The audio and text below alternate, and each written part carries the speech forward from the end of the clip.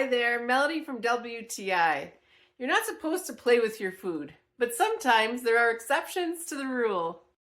I love this Snuffle mat from Friendly Barks, and I know you're going to love it too. It's a puzzle dog feeding mat, and it comes with a little clicker, and this clicker is amazing for training purposes. Now, when you first get it, it's made out of this polar fleece material. It's a little bit stiff, so I would suggest to throw it in the washing machine. It washes great. I love how it's got this little non-slip back to it, and putting it back together is super easy.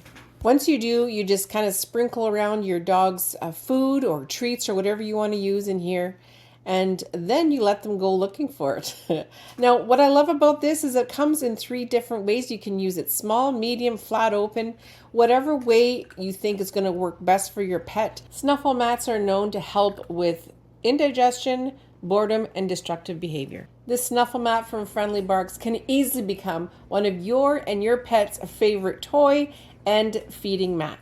And that is my point of view.